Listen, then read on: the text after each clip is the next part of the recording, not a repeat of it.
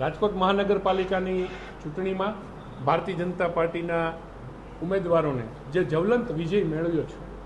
આ બાબતમાં ભારતીય જનતા પાર્ટીના કાર્યકર્તાઓનો તો હું આભાર માનું જ છું, પરંતુ અમારું શીર્ષસ્થ નેતૃત્વ એટલે કે અમારા પ્રદેશના અધ્યક્ષ આદરણીય જગદીશભાઈ વિશ્વકર્મા સાહેબ, અમારા પ્રદેશના સંગઠન મહામંત્રી આદરણીય રત્નાકરજી અને અમારું પ્રદેશનું સમગ્ર શીર્ષસ્થ નેતૃત્વએ જે કાંઈ અમને માર્ગદર્શન આપ્યું, જે કાંઈ કામગીરી અમે લોકો છેલ્લા લાંબા સમયથી ભારતીય જનતા પાર્ટીનો દરેક કાર્યકર્તા દરેક વાત માટે હંમેશા તૈયાર હોય છે, એ અમે ખરા અર્થમાં ચરિતાર્થ કર્યું. અને ગુજરાત સરકારની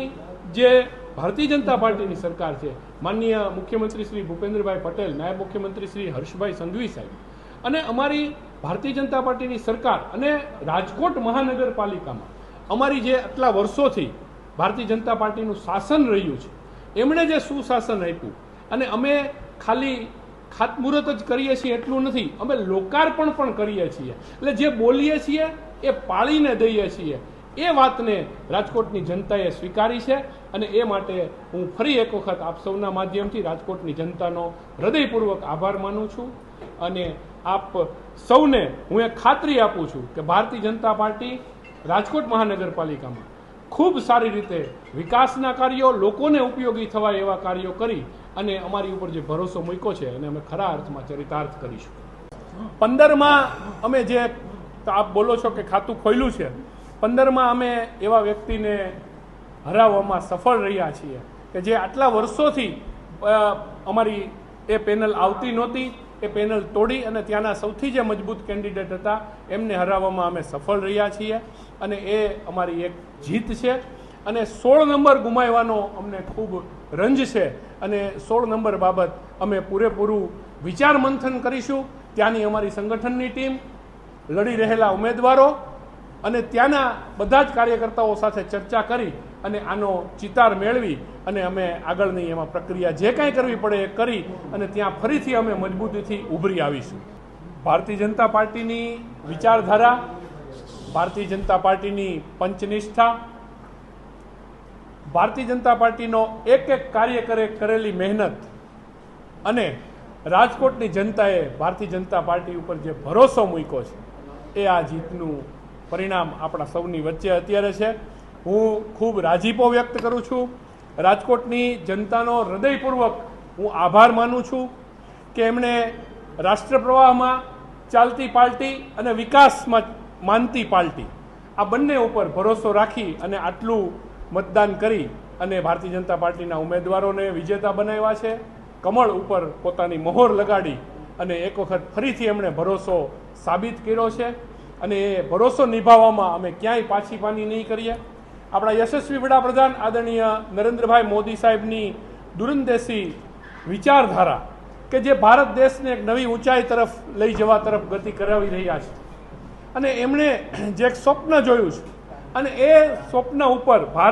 ભારત દેશને પરમ વૈભવના શિખર ઉપર પહોંચાડવાનું એમનું સ્વપ્ન અને ભારતીય જનતા પાર્ટીની પંચનિષ્ઠાવાળી વિચારધારામાં કાર્ય કરતા કાર્યકરો, આ બધાનો સમન્વય થઈ અને એક જે સુશાસન આપવાની ભારતીય જનતા પાર્ટીની જે પદ્ધતિ રહી છે,